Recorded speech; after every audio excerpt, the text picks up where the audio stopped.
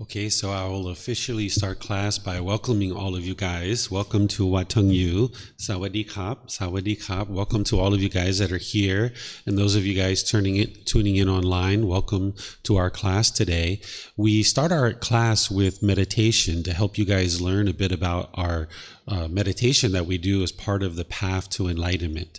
The path to enlightenment is where you train the mind to be peaceful, calm, serene, and content with joy, where the mind no longer experiences any anger, sadness, frustration, irritation, annoyance, guilt, shame, fear, boredom, loneliness, shyness, resentment, jealousy. Even the slightest displeasure is eliminated from the enlightened mind. You've eliminated the conditions that cause it to be in a bad mood. You essentially are always in a good mood when the mind is enlightened. It will never go back to being sad or angry or frustrated ever again. So there's certain training that you do for the mind in order to train the mind to get to this enlightened mental state. The teachings of the Buddha, it's not about believe, and hope something good happens when you die. Instead, you're learning now, you're reflecting on the teachings now to independently verify them, and then you're practicing the teachings in order to transform the mind. And you see the results now in this life, because you know in situations where you were once angry or frustrated or irritated, you know those situations and what occurs. And when you're training your mind with these teachings and those same types of situations occur, and you don't experience anger and frustration and irritation or annoyance or any of those other discontent feelings, you'll know that your mind's moving closer and closer to enlightenment, because you see the proof for yourself that the teachings are working. So meditation is a primary form of training that we use. There's other things that you need too besides just meditation. You wouldn't be able to meditate your way to enlightenment, but you also wouldn't be able to get to enlightenment without meditation either. So we start each class with meditation. The meditation that I'll share with you guys to get us started is called breathing mindfulness meditation.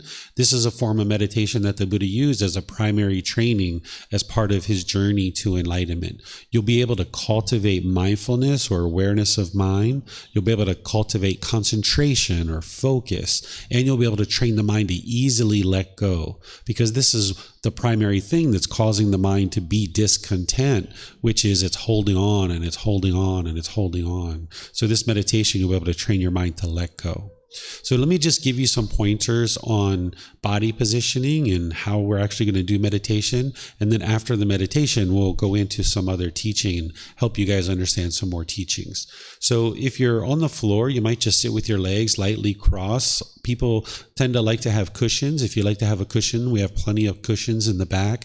You can get as many as you like. Some people like to put many under their rear, and this helps to lessen the angle at the hips, the knees, and the ankles, and allows the circulation to flow. Some people like to sit in a chair, and if you like to sit in a chair at any time, please do, because it's not about being in a painful position. That wouldn't be conducive to training the mind. So you would like to be comfortable, where the body's comfortable, not luxurious, but not painful either. Some people even like to use a chair in a cushion, so you can use those kind of configurations too.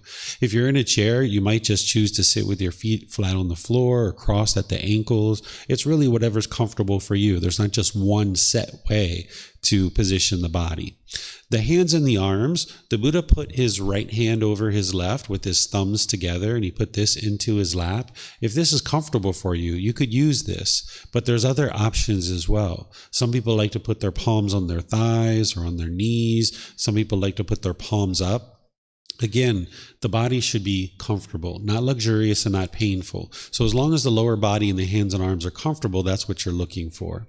The upper body should be erect. This keeps the mind attentive and alert during the meditation, whereas if you were slouched, the mind would have a tendency to be complacent.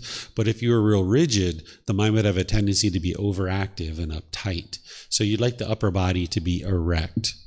I'm going to start with some chanting to ease us into meditation, and you're welcome to join along in the chants if you like. We have laminated sheets on the table over there that has the chanting that you can join along in. They're in the Pali language, because this is the original source language of the teachings of the Buddha, and I have the English translations there that you can see what we're actually chanting. So I do chanting on the way into meditation and on the way out. So once we get into meditation with the chanting, then I'll be providing some guidance guidance to be able to help you guys understand how to actually do the meditation itself. And then after the guidance, there'll be a period of time where it'll just be quiet and we'll just be meditating together. And then we'll come out of the meditation with the chanting. So anything you guys need, whether a chanting sheet or the cushions or anything, feel free to get cushions or chairs, anything that you need in order to facilitate the meditation.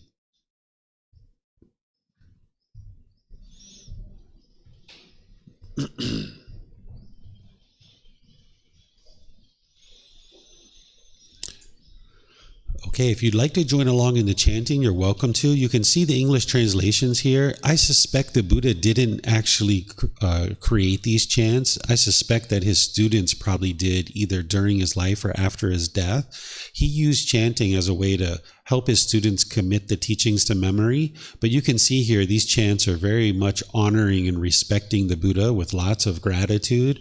A Buddha doesn't go around teaching people to chant things like this in order to respect them.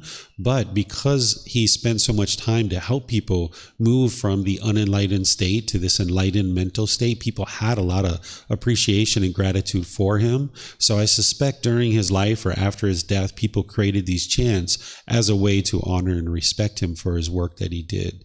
So you're welcome to chant along, and then afterwards I'll start providing some guidance on meditation.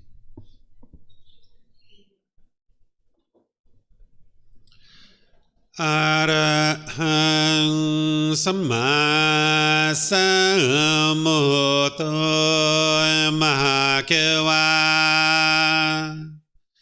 Wat Tung Mahakavanhang Apivateyami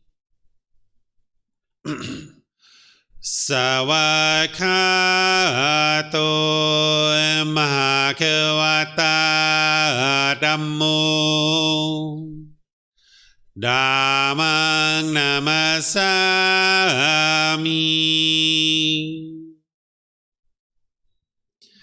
Supatipano Mahakavato Savaka Sangho Sanghang Namami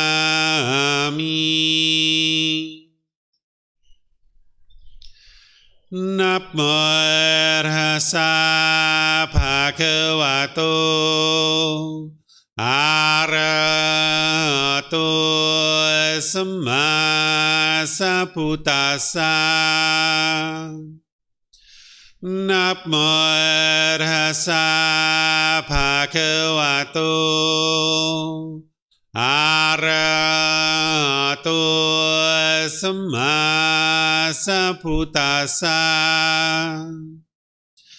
Namo Tassa Bhagavato Arahato Samma Sambuddhassa Iti piso Mahakava Arahang Samma Sambuddho Vicha Charanang Sammuno Sakato Rokavitu Anutero Purisa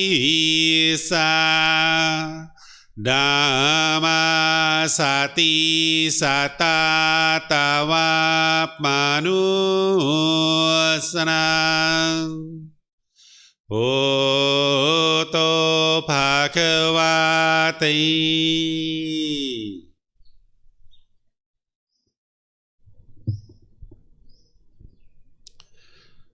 Okay, with the lower body and hands and arms comfortable, and the upper body erect, just close the eyes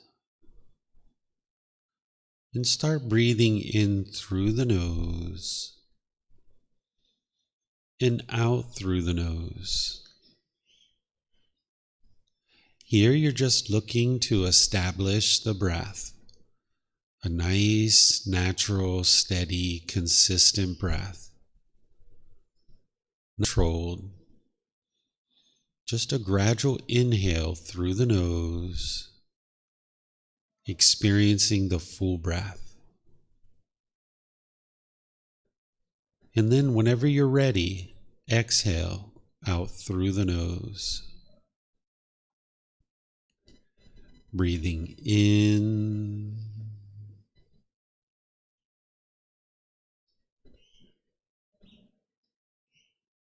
and out.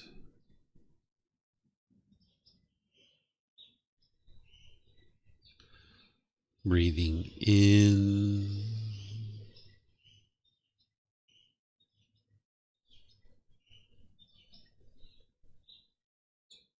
and out.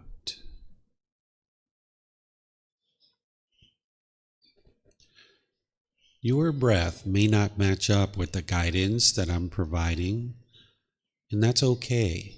This is your practice. I'm just here for guidance. You can use my voice just as a reminder that whenever you get to the next inhale, breathe in gradually through the nose, establishing a nice, natural, steady, consistent breath. And then whenever you're ready, exhale out through the nose. Breathing in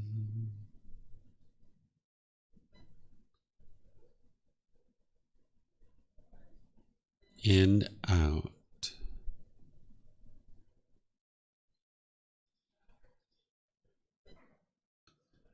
Breathing in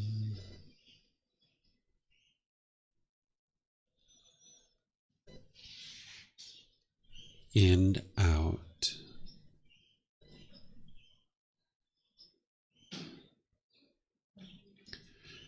With the breath well established, start fixating the mind on the breath, either the sound of the breath coming into the nose or the sensation of air moving over the skin into the nose. The breath is the present moment. Fixate the mind on the breath, the present moment. Breathing in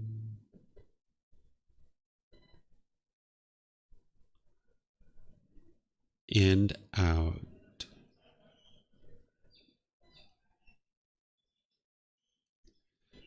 Breathing in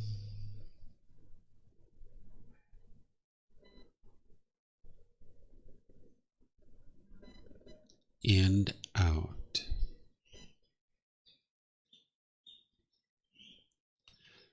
With the mind fixated on the breath, whenever you notice that the mind moves off the breath, cut that off, let it go, and come back to the breath, the present moment.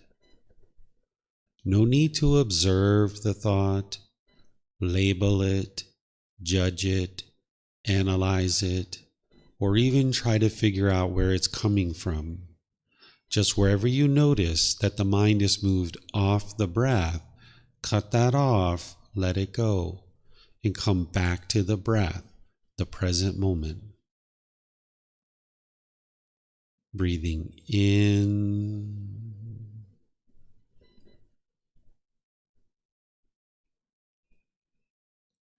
and out.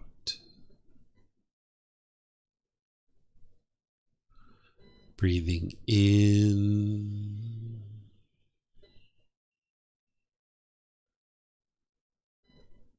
and out.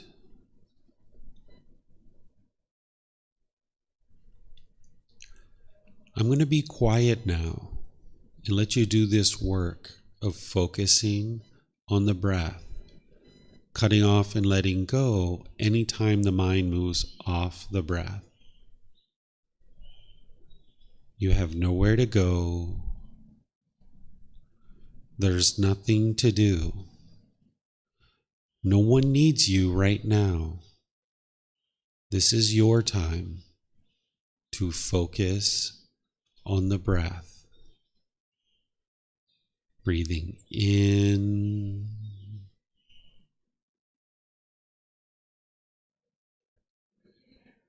and out.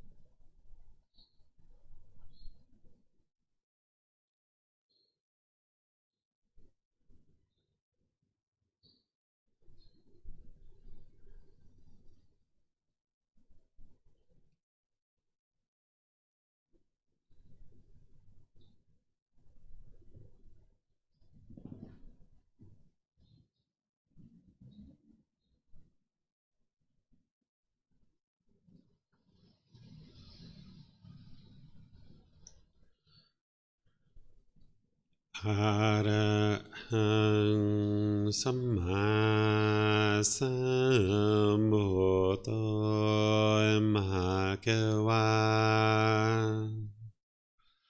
พุทธังมหาเกวันหังอภิวาเทมิสวากขาโตมหาเกวตาธัมโมธัมมังนามัสสามิสุปฏิปันโนมหาเกวโตสาวกสังโฆสังฆังนามามิ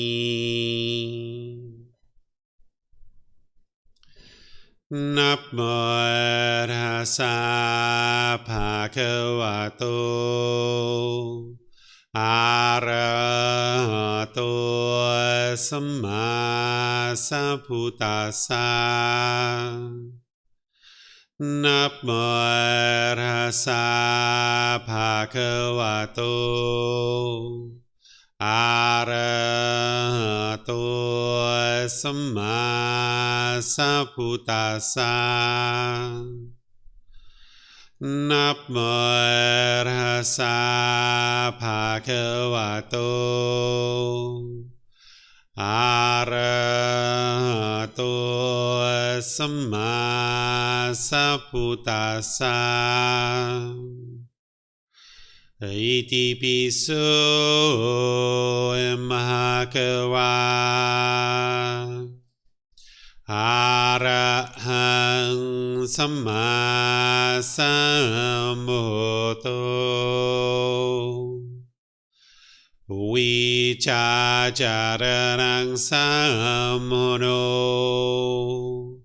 สกขาโตโรกาวิโตอนุเตโรปุริสาธัมมาสติสัตตาตาวะมนุสนังพุทโธภะคะวะติ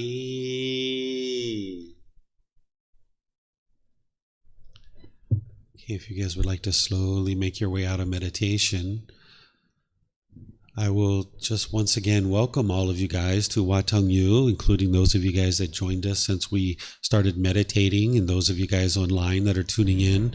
Welcome to our class today. I'm going to share with you guys a little bit about the background of this meditation that we just did, and then I'm going to open up to any questions that you guys have related to meditation or anything related to the path to enlightenment. And then afterwards, we can move into a topic to discuss for today if you guys would like to learn some more. So this meditation is called breathing mindfulness meditation. This is a primary form of training that the Buddha used in order to get to enlightenment. But of course, there's other things that he needed to do as well. It's not just meditation. You can't just meditate your way to enlightenment. The Buddha didn't sit under a tree and meditate and instantly get to enlightenment. That's not what he did. And that's not what he talks about in his teachings. He talks about this gradual training, this gradual practice, and this gradual progress. And then he provides the teachings to help you understand how to move the mind to this enlightened mental state where it can be peaceful, calm, serene, and content with joy permanently, no longer experiencing any anger, sadness, frustration, or any of these other discontent feelings like stress and anxiety and guilt and shame and fear and everything else that the human mind is oftentimes plagued with in the unenlightened state. So this meditation of breathing mindfulness meditation, you're cultivating mindfulness or awareness of mind. You're looking to gain this awareness of what's going on in the mind, because this path to enlightenment is to purify the mind, and you're going to need to know what are the wholesome qualities that are in the mind and what are the unwholesome qualities that are in the mind. And you need to be able to notice those in daily life. In meditation, we're cultivating this awareness of the mind so we can have awareness of it. Then we're also cultivating concentration, being able to focus on the breath, this single object of the breath. It's bringing the mind into focus to be able to focus on a single point like the breath. And then when the mind moves off the breath, you're not labeling the thought, you're not observing it, you're not trying to figure it out or judge it or anything like that. You're just cutting it off and letting it go and bringing the mind back to the breath. Because the unenlightened mind has what's called craving, desire, attachment, this mental longing and strong eagerness, chasing after the objects of your affection. This is what's causing the mind to experience those discontent feelings of anger, sadness, frustration, and others. Because if the mind's chasing after something and it gets what it wants, it will get pleasant feelings. But those pleasant feelings are only temporary because they're based on some condition. So those feelings will arise, they will change, and they will fade away. So you'll get happy, excited, elated, thrill, euphoria, but it's only temporary. So ultimately it's dissatisfying because it only lasts temporarily, because the mind is basing its inner feelings on some condition.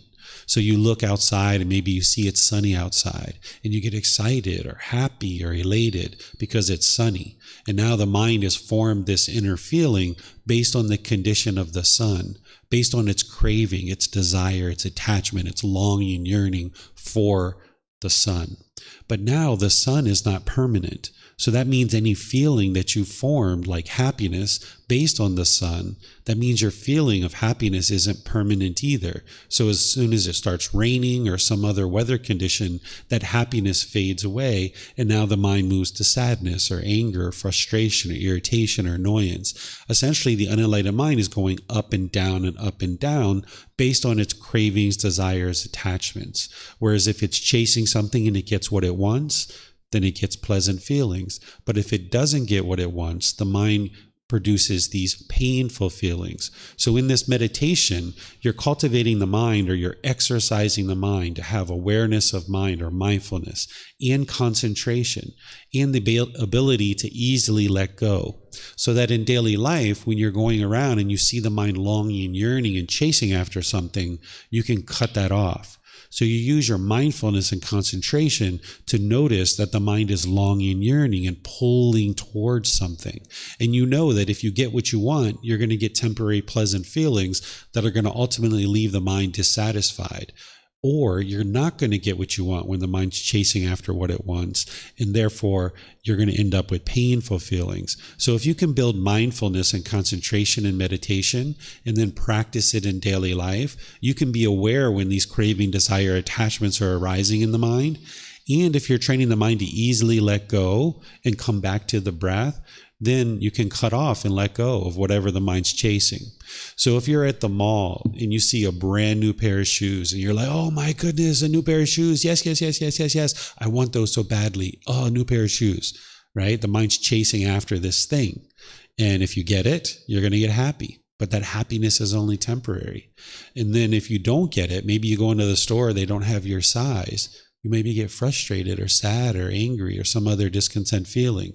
So when you see your mind pulling towards that thing, longing, yearning, and chasing, you can restrain the mind. You can pull it back. If you've been training your mind this way in meditation, you'll have these qualities in daily life. So it's a gradual training, a gradual practice, and a gradual progress of building up these qualities of mindfulness, concentration, and the ability to easily let go. This is part of the training of the mind. When you first start meditation, oftentimes the mind is bombarded with thoughts. You might have many rapid thoughts. If this is your first time meditating or you've recently started meditating, you might have a bombardment of thoughts during your meditation. This is completely normal. Or you might have had a thought and you indulged in that thought for a period of time. You might have followed it for a minute or two or three or so, and then you realize, oh yeah, that's right, I'm meditating, and you bring your mind back to the breath. This is also very normal. But what you would like to do is you would like to become aware of the mind moving off the breath sooner and sooner, and be able to more easily and more readily cut it off and let it go and bring the mind back to the breath. This is what's going to produce the qualities of having the mindfulness and concentration, as well as the ability to easily let go of whatever's coming up in the mind. So this is what you're looking to accomplish in your meditation. You're not trying to eliminate your thoughts. Sometimes based on the guidance of cut off and let go, people think that the goal is to eliminate your thoughts. And they think if they have a thought, that's bad, or they're no good at meditation. But even an enlightened being is going to have an occasional thought during meditation. The difference is they're going to notice it right away, and they're going to be able to cut it off and let it go and bring the mind back to the breath very readily, very easily. So your goal isn't to eliminate your thoughts, but you will be able to quiet the mind and still the mind for longer and longer periods of time during your meditation. And ultimately in your daily life, you'll be able to bring these qualities into your daily life. So that while in meditation, you're exercising the mind in one way, which is training it to cut off anything that arises. In daily life, you're only cutting off the unwholesome thoughts. So if you're in daily life and you have the thought like, oh, I'd like to take my mom to lunch today, or I'd like to invite my friend over to the house for dinner or something like that. Oh, these are wholesome thoughts. Wonderful. Invite your friends over for dinner, or call your mom and see if she would like to go out to lunch or something like that. These are all wholesome thoughts. Go forward with that. But if you have some anger or hostility or aggression or some other unwholesome thought or mental state that arises, that's what you're cutting off in daily life. So you're training in one way, and then you're practicing in daily life in a slightly different way. And this is common, like professional athletes do this, where they might go into the gym and they might do cardiovascular training, agility training, weight training. But then when they do their sport, they might be a pole vaulter and they do pole vaulting, right? But they're doing something completely different in the gym versus what they're doing in daily life. So the exercising of the mind with breathing mindfulness meditation is done one way to build certain qualities, exercising the mind, and then in daily life, you're practicing those qualities and accomplishing something that you can cut off any unwholesome thoughts that are arising. Because with that mindfulness and concentration, you'll be able to see those unwholesome thoughts more and more and cut them off and let them go, purifying the mind. So what I'm going to do is open up to any questions that you guys have, either here at the temple or online. You guys can ask any and all questions that you like. If you're online, you can put those into Facebook, YouTube, or Zoom. Or in Zoom, you can electronically raise your hand and ask any questions that you like. Here at the temple, if you guys would like to ask questions, feel free to ask whatever you like. We have microphones here in this white bowl so that the people online can actually hear you.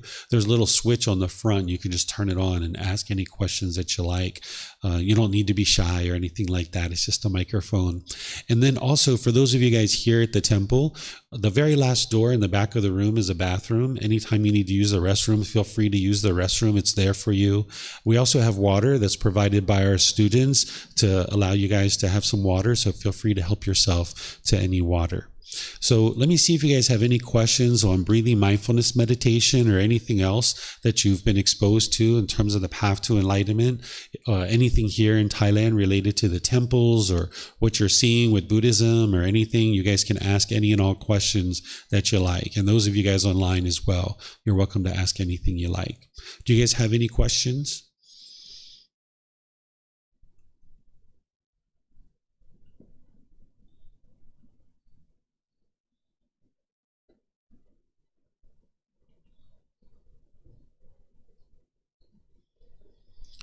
Okay, I don't see any questions. Yes, ma'am. If you could hand her a mic, or if you could get a microphone, that'd be great, because the people online will be able to hear you.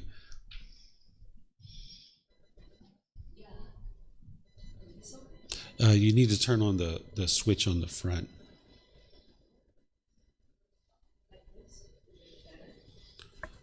Is it better? There you go. Yep. Yeah, so I realized at the beginning of practicing meditation, I realized it's really difficult for me to sit down like for a long time. I mean, I can see, like crossing my legs like this, and probably I cannot last very long. So I'm wondering, like, how can I, like, I feel painful. Like, should I just stick to this posture, or I should like cut off the, how to say, that thoughts that I'm paying for right now? Should I like just ease my feet and soothe myself? Sure. Yeah. So, there's no benefit to having pain in the body, and the pain is there for a reason. It's to tell the mind, hey, something's wrong here, adjust it, take action here.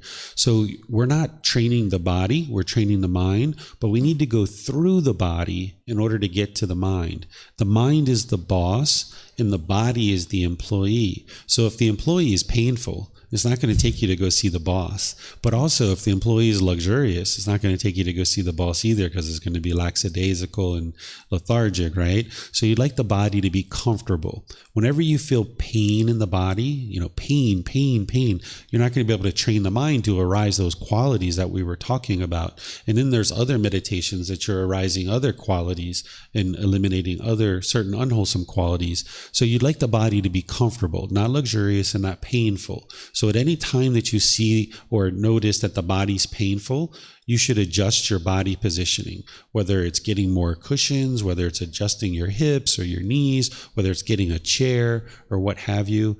Always be sure that the body is not luxurious and not painful, but there's some comfort. And there's 4 positions that the Buddha gives us in order to ensure that we're able to accomplish having a comfortable body position. There's seated, lying, standing, and walking. And you would use these different positions at different times for different reasons, depending on what you need. But you should never just breathe through the pain, so to speak. The Buddha, when he first left, he wasn't a Buddha yet. He left the palace. He started training with 2 teachers. And the first teacher first and the second teacher after that. And the first teacher he learned for about 9 to 12 months. And he was learning how to hang himself upside down from trees and lay on beds of nails and starve himself and pierce his body with metal implements and things like this. Because the thought at the time was that if you could cause physical pain to the body and your mind could overcome that physical pain, that you would get to enlightenment.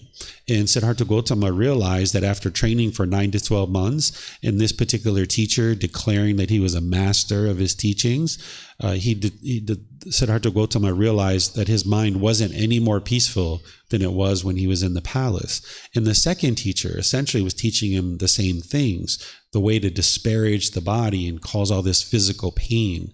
So he realized that that's not the way to get to enlightenment, is to cause the body pain. But unfortunately, there are environments today where you can go to and they're teaching these kinds of things, that if you feel pain during meditation, to just breathe through it and, accept the pain and all these kinds of things. But we can learn from Gautama Buddha's life that that's not what's going to lead to enlightenment, because we're not training the body, we're training the mind. And the pain is there for a reason, to tell us, hey, there's something wrong with your knee, or there's something wrong with your hip or your back, adjust your position so you don't just sit there in pain. So you might try to do lying position, which can be completely relaxed, where you're laying on your back face up and all the muscles are relaxed. This is a great way to take out any pain from the body, but you need to be careful because the mind can fall asleep, during that time. So that's why we have standing position. If you stand up, again, your body can oftentimes be relaxed, but you will have a tendency to not fall asleep. And then there's the walking position, which you can learn walking position in the various courses and retreats and videos and stuff that I share, where this is really good for an overactive mind, or if you're having trouble falling asleep during meditation, you can do walking position. So whenever you notice any pain, just adjust the position, either in that position that you're in, or just switch to another position so that you can take the pain away from the body and you're not experiencing that. Thank you so much. Yes, you're welcome. And also I have another question. So will it be better if I practice yoga together with meditation, combining them together? Some people like to do that. That's one of the reasons why, yoga, I think, was created, is to help people be able to meditate for more and more periods of time. Here in Thailand, we have something called Lu Si Dat Tan, which is a Thai kind of indigenous yogic practice of stretching and positioning the body, where they'll hold these positions for really long periods of time. And each position has a medical purpose behind it. And yoga has something like that as well. So some people like to use yoga as a way to loosen up the body and stretch the body, get it more comfortable, and then they can meditate after yoga or even before yoga. Some people do it different ways. So yeah, you can incorporate those kinds of things if that's something that you enjoy. Not everybody's going to do that. Not everyone's going to enjoy that. But if that's what you like, then go for it. You know, people can maybe use yoga or massage or walking or physical exercise. You can use all these kinds of things, because while the goal of meditation and the path to enlightenment isn't to train the body, the path to enlightenment is to train the mind. But in terms of our life and what we're looking to do, is the mind is inhabiting this body. There's a mind and a body that's come together. So it's really wise for us to eat, you know, healthy food, to exercise potentially if people can benefit from some of that, to do things like yoga, because as you can keep the body and maintain it as best as possible, this will create a better environment in which the mind can exist. But in terms of the Buddhist teachings and what you're accomplishing there, it's all about training the mind. But then there's these other disciplines like yoga and exercise and Tai Chi and Qigong and all these different things that we can use in order to, improve the body. And those things even affect the mind to a certain degree as well. Mm-hmm. Thank you. Yes, you're welcome. All right, we have a question coming in here on Facebook. It says, teacher, during meditation, the one that observes the breath, is there a time where it doesn't follow the mind? Sorry, I'm referring to the one that observes the mind. Hope that makes sense. I think what you're talking about there, Mayu Lee, is that there's the body and then there's the mind. These are two completely different things. And when they come together, we refer to this as the person. There's kind of this third entity that we call the person. So there's the body, there's the mind, and then the combination of these two things we might call a person. And I think what you're saying is there a time when the person, or some people refer to this as the observer, doesn't follow the mind? So as long as you're alive, you're going to have thoughts. Even when the mind's enlightened, you're going to be in meditation, you're going to have an occasional thought. So if your mind is moving off the breath and you're having a thought, this is completely normal. But what you would like to do is notice that sooner and sooner, and be able to more readily and easily cut off any thought that is occurring, so that you can bring the mind back easier and easier. So you'll have longer and longer periods of time of quietness and stillness in the mind, but there's still going to be occasional thoughts, even when the mind is enlightened. So don't overanalyze it, but just as you're focused on the breath, try to really focus on the breath. You can slow the breath down and even observe the gap between the breath. So like when you're breathing in nice and slow, like as you breathe in through the nose, I'm just doing it through my mouth so you can hear it, right? As you breathe in through the nose, then there's kind of like a gap from the inhale to the exhale. There's a little bit of a gap that you can kind of elongate there and really pay attention to that gap. And then the exhale is nice and slow, right? And then there's another gap there at the bottom when you exhale and you're transitioning over to your inhale. So if you can slow this down and really take your time with the breath, and your mind is fixated on the breath, it will slow the mind down. Because when the mind has craving, desire, attachment, when the mind is unenlightened, it will tend to be very quick, very rapid. It will have lots of rapid thoughts because it's chasing, trying to get to those pleasant feelings, that if it gets the objects of its affection, it gets these pleasant feelings. So the unenlightened mind will tend to be very rapid and very overactive many times. So by you slowing the breath down and observing that gap, you can slow the mind down because the mind is focused on the breath. And this will help you in meditation to exercise the mind this way. And then in daily life, your mind can be more still and more quieted. And then you can bring forth your wisdom in order to then apply things like right view, right intention, right speech, right action, right effort, right mindfulness, and right concentration, the Eightfold Path, right? So you can fully practice all the teachings through having a mind that is able to very slow and very still. And when I say slow, it's not meaning like you're just kind of like a sloth, right? It means that rather than go, go, go, go, go, go, go, go, go, you're not doing that, but you're also not just like, oh, like so lethargic either. The enlightened mind, it's relaxed and calm, but yet attentive and alert. Oftentimes we don't associate a relaxed and calm mind with being attentive and alert. We think relaxed and calm, right? This isn't what an enlightened mind's experiencing. It's relaxed and calm, but it's attentive and alert because the mind's moved to this higher consciousness where the mind is now in this higher consciousness. It's not dragging any longer. So as you're training the mind and you're noticing that there's any lethargic condition, you would like to arise this energy, this enthusiasm, this motivation in the mind where the mind can be relaxed and calm, but yet attentive and alert. So as you're meditating, Mayuli, just try to focus on that breath, try to elongate the breath, try to observe that gap. And then when you do have a thought, cut it off and let it go and bring the mind back to the breath. You're always going to have some kind of thought, but just try to notice it sooner and sooner and let it go easier and easier. Okay. Any other questions here at the temple or online?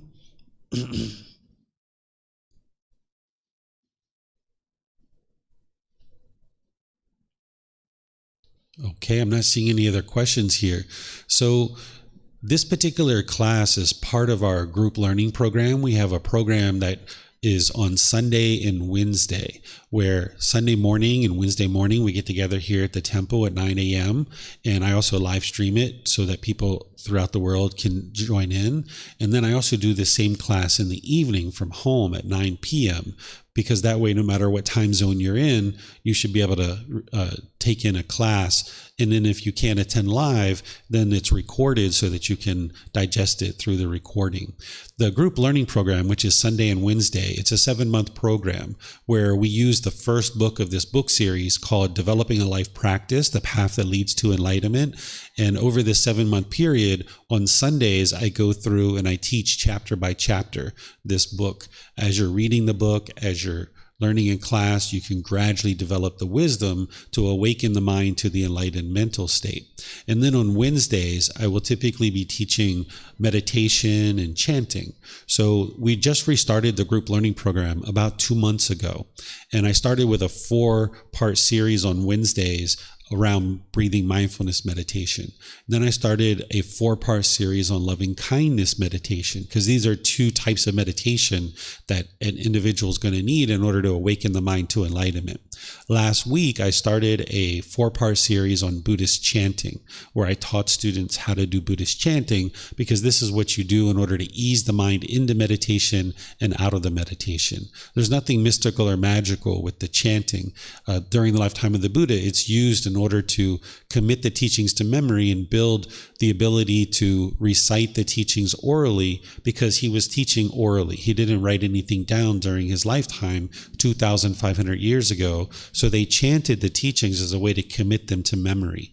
Nowadays, we have books, we have podcasts, we have videos, things like this. We don't need to chant in order to commit the teachings to memory, but we still do a little bit of chanting because it helps you to build awareness of the mind, awareness of the breath, helps you to build some memory and focus, easing the mind into meditation. And there's multiple benefits like that, but there's nothing mystical or magical with the chanting itself.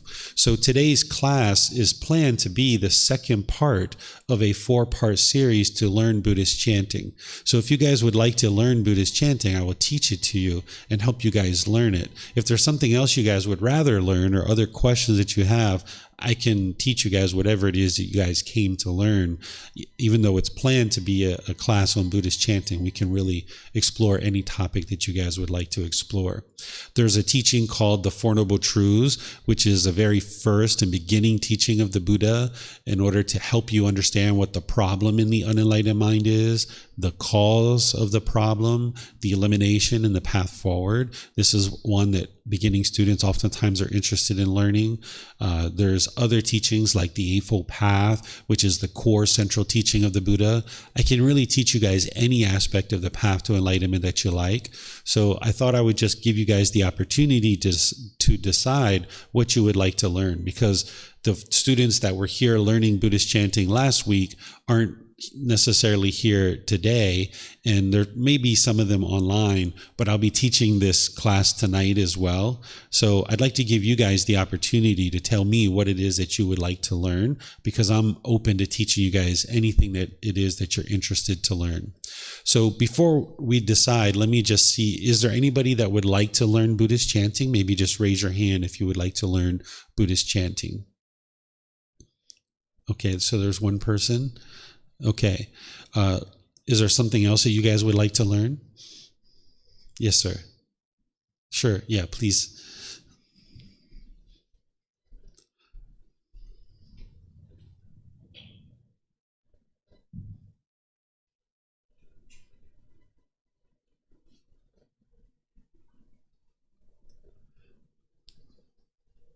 I was very interested in, if possible, to learn more about the Eightfold Path. Mm-hmm. If that's something that you could do right now, tell us a little bit. Thank you. Sure.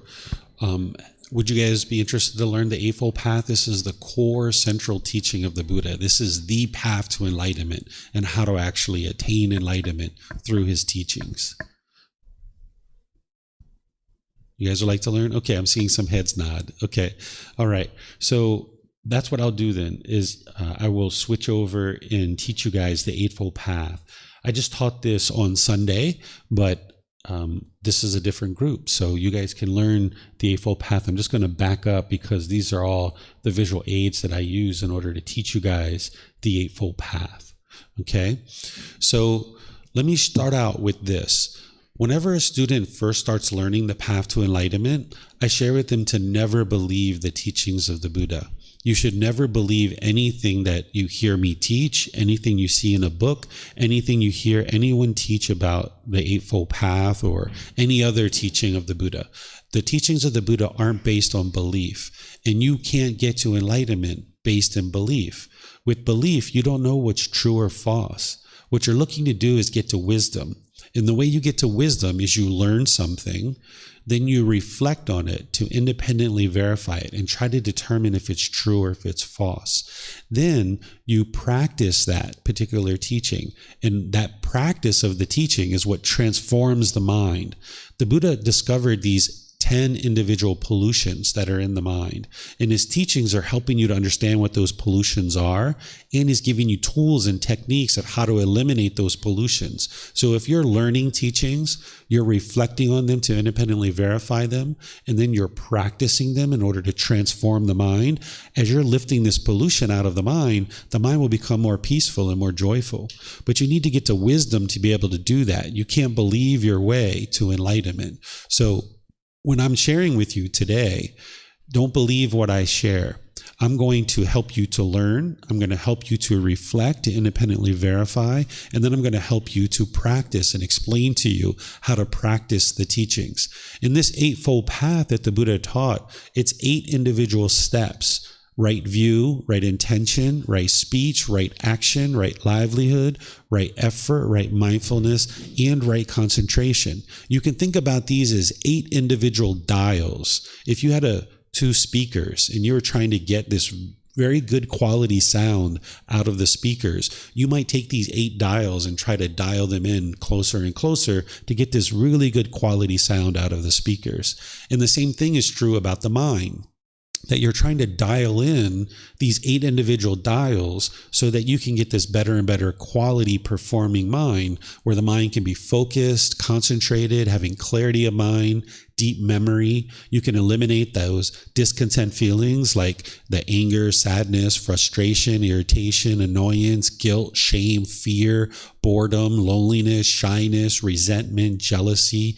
Even the slightest displeasure is eliminated from the enlightened mind. By the time you get to enlightenment, your personal and professional relationships will blossom.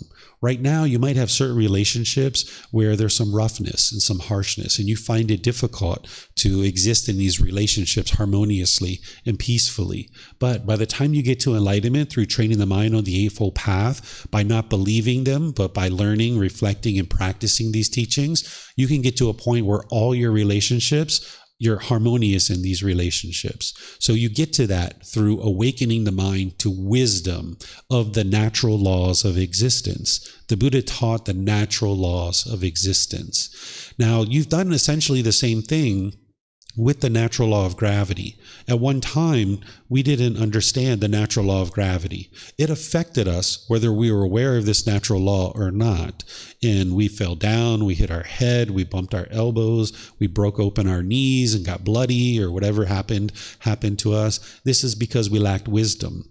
So we made unwise decisions and we experienced unwholesome results. There was a certain cause and effect, or action and result. And because of our lack of wisdom and making unwise decisions, we struggled and had difficulties in the world because we lacked wisdom of the natural law of gravity.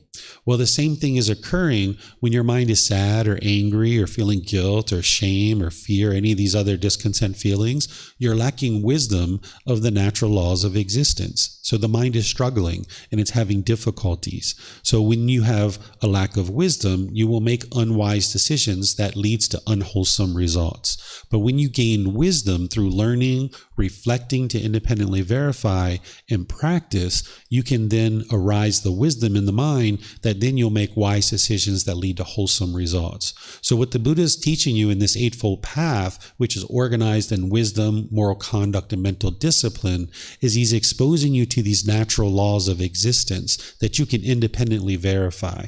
He's not giving you any rules or commandments. He's not telling you what to do. He's not trying to convince you what to do.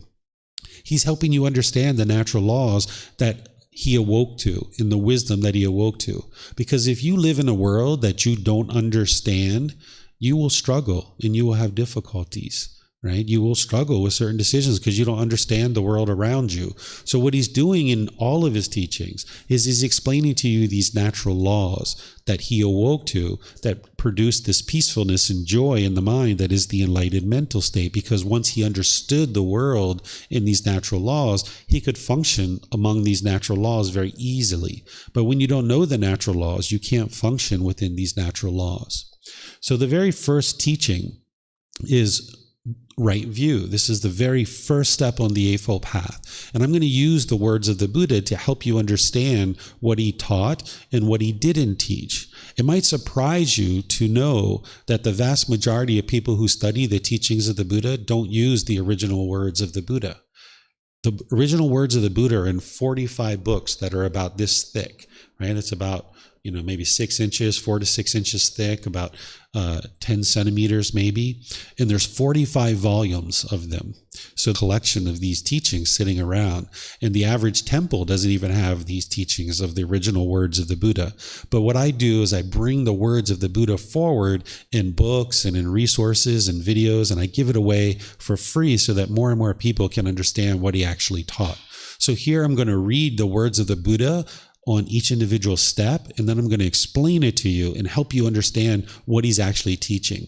A Buddha teaches very clear, very concise, and very precise.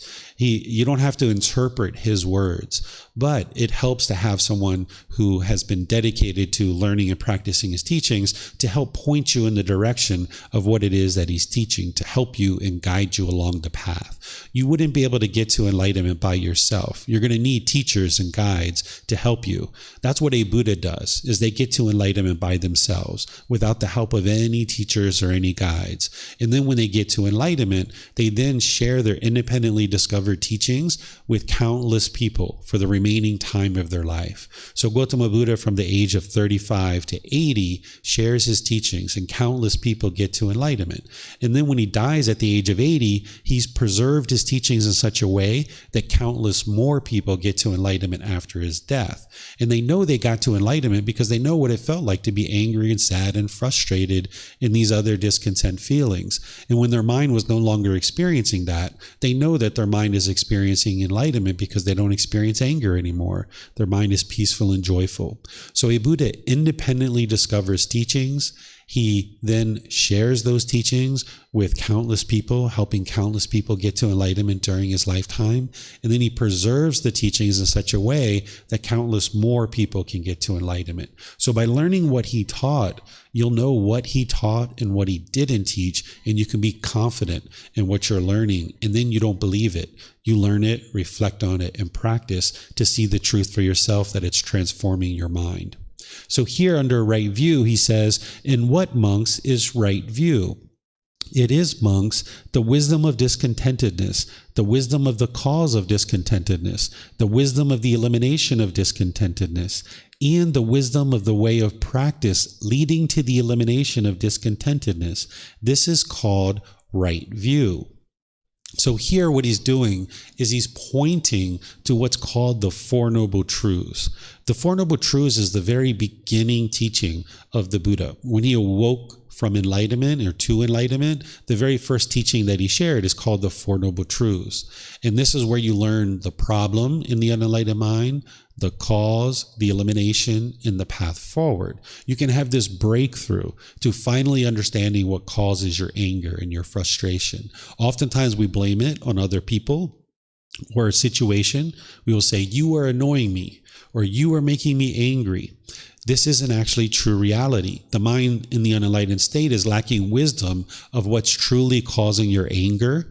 And that's why you keep getting angry over and over and over again. You keep getting irritated over and over and over again because you've never figured out what the actual problem is and why your mind is getting discontent.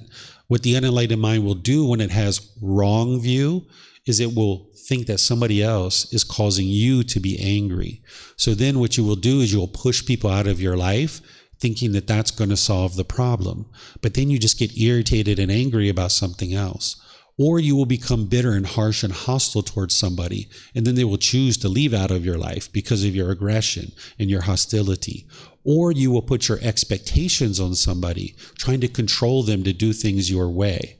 And as long as they do things your way, you'll feel a certain temporary happiness, but they can't permanently do things your way, and they'll feel pressured, and they might choose to leave out of your life. So when you have craving, desire, attachment, the number of people that you can spend time with becomes fewer and fewer and fewer because you have all these expectations that the mind wants somebody to perform. So the Buddha explains in the Four Noble Truths to help you have this breakthrough of understanding why your mind is experiencing discontent feelings so that then you can actually eliminate them. And he gives you the tools and the techniques of how to eliminate things like sadness, anger, frustration, and others.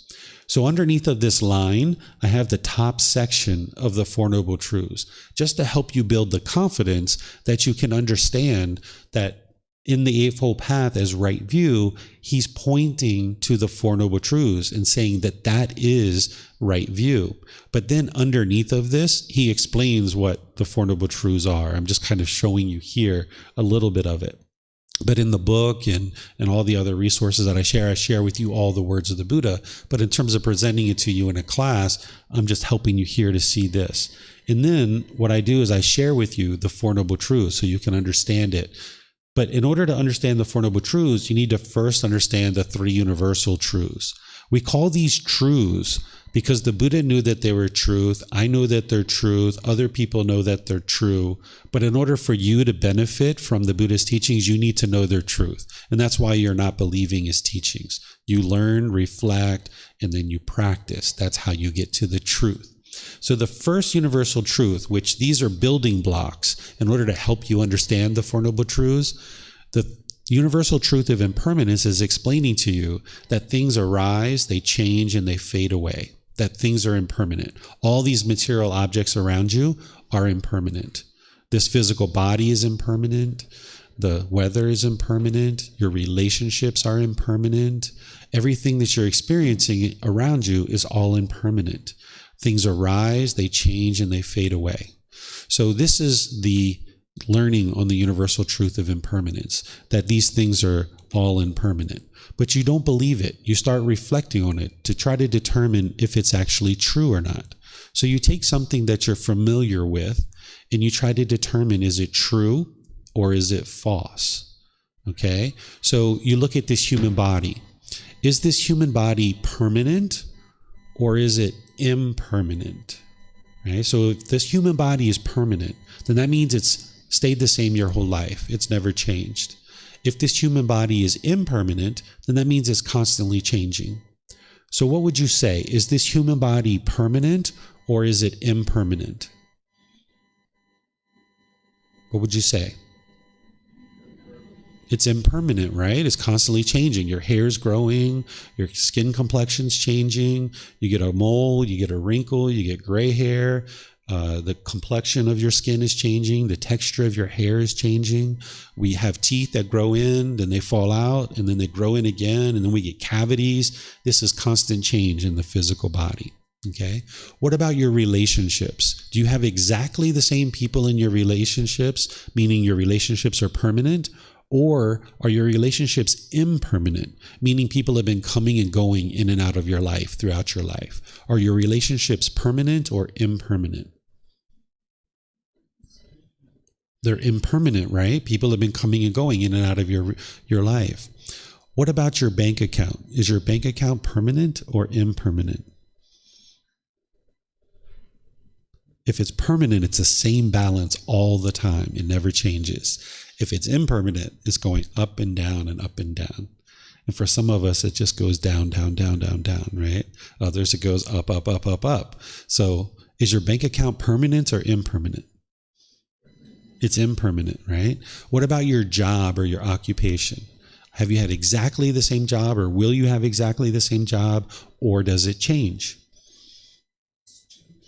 It's changing, right? This is impermanence. What about the weather? Is the weather permanent or impermanent? Impermanent, right? So we could go on and on and on and on. This is how you determine whether something's true or not, is you try to disprove it. Because if this is a universal truth, it's universally true. You should be able to see all these things around you are impermanent. And if you can't see that, you need to walk around the world and try to determine if things are permanent or impermanent. And this is how you can cultivate wisdom. You can look at the wall of the temple and see the marks and the holes and the marks and different things. You can look at the carpet and see the different stains that might be on there, the different marks. This is all impermanence. You can walk down the sidewalk and see the crack in the sidewalk, or that a fence has paint that is fading. All of these things are impermanent. Okay? So this is the universal truth of impermanence. You need to be able to see it very clearly in order to understand the Four Noble Truths that I'm going to get to here in a moment. The second universal truth is called discontentedness. If you've studied the teachings of the Buddha in other places, some people might have referred to this as suffering. I don't use that word because it doesn't represent what the Buddha was teaching here. So let me explain to you what the Buddha was teaching, and then I'll circle back and explain to you why I don't use the word suffering. In the original source teachings, the Buddha uses the word dukkha. When he describes dukkha, he explains the unenlightened mind in these conditioned feelings. He explains that in the unenlightened state, you will experience pleasant feelings, painful feelings, and neither painful nor pleasant. These are called conditioned feelings. You experience these feelings based on some condition. If it's sunny outside, you might get happy, excited, elated, thrill, euphoria. This is a conditioned feeling. Based on the condition of the sun, you form a feeling of happiness or excitement. But then there's these painful feelings of sadness, anger, frustration, irritation, annoyance, guilt, shame, fear, stress, anxiety, and others. These are very painful to experience. And the mind is experiencing this based on some condition. That the mind moved from sun to now rain, and now you feel frustrated or irritated because you can't go outside, you can't play. Right? And then there's these neither painful nor pleasant feelings, like shyness. I put boredom and loneliness in here, but some people say that's quite painful for them. So you could put that in the painful category. But say somebody you don't know came and sat next to you really, really close, and their body and your body were touching, and you didn't know this person. You probably would say, it's not painful. It's not pleasant. It's kind of neither painful nor pleasant. It's kind of uncomfortable for you, perhaps, right? This is neither painful nor pleasant, where the mind's not experiencing pleasure. It's not experiencing pain. It's kind of like dissatisfied. These are the three feelings that the Buddha is describing the unenlightened mind experiences. Pleasant feelings, painful feelings, neither painful nor pleasant. And these are conditioned feelings. The unenlightened mind will see that it's sunny outside, get happy, excited. Yay, we're going hiking today. Let's go outside and have fun. Yay, so excited. But then you'll go take a shower, and you'll come outside from the shower and you'll see that it's raining. Oh man, I can't go hiking today. So frustrated, right?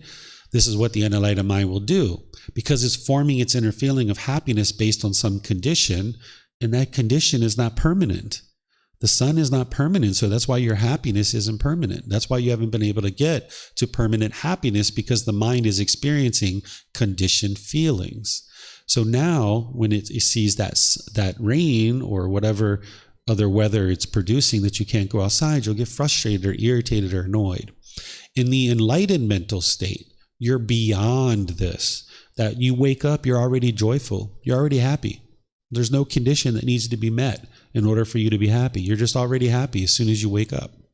Then you look outside, it's like, oh, it's sunny outside. Okay, well, maybe I'll go hiking. Let me call some friends, see if anybody would like to go hiking.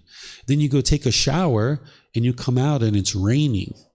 Okay, well, it's raining, so let's do something else, right? Let's go to the mall. Let's read a book. Let's go to a restaurant. Let me go visit my friends. There's other things to do. The sun is impermanent. So when you saw the sun, before you saw the sun, you're already happy in the enlightened mental state. It's unconditioned happiness. There's no condition that needs to be met. So when that condition changed and now it's raining, you're still happy because you understand already that the sun is impermanent. So in the unenlightened state, there's this condition has to be met, this condition has to be met, this condition has to be met, this condition has to be met, and then you'll be happy.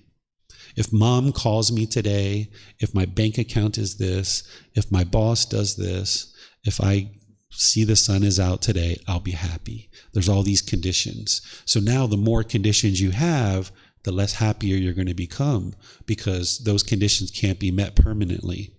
But in the enlightened mental state, all that's eliminated. You have unconditioned joy, unconditioned happiness, unconditioned peacefulness, that the mind is just always in the peaceful and joyful mental state, because you've eliminated the craving, desire, attachment, which we're going to talk about here in a moment. So the way that you independently verify this one is that if the Buddha is explaining the unenlightened mind and you know that your mind is unenlightened, is he explaining to you what you experience? Do you experience conditioned pleasant feelings, conditioned painful feelings, and conditioned feelings that are neither painful nor pleasant? The mind's going up and down, essentially. There's periods of time of peacefulness that you might have, but it's only a matter of time before you become irritated about something. Is there some feeling that you experience that doesn't fit into one of these three categories? Because if this is a universal truth, it's explaining what you experience in your mind. So if there's a feeling that doesn't fit in here, then it's not a universal truth. So I'm going to pause for questions in a moment. And when we do, let me know if you feel like there's a feeling that doesn't fit into one of these three categories. Some people refer to this as suffering. I think suffering explains the painful feelings really well. When you're sad, angry, frustrated, all those other painful feelings like stress and anxiety, you probably say you were suffering. But when you experience conditioned happiness, would you say you were suffering? Probably not. Right? Or if somebody that you didn't know came and sat next to you and your body was touching their body, you probably wouldn't say you were suffering in that situation. So if we continue to use the word suffering, we're only experiencing and understanding 33% of what the Buddha taught on this important topic. We're missing 66%.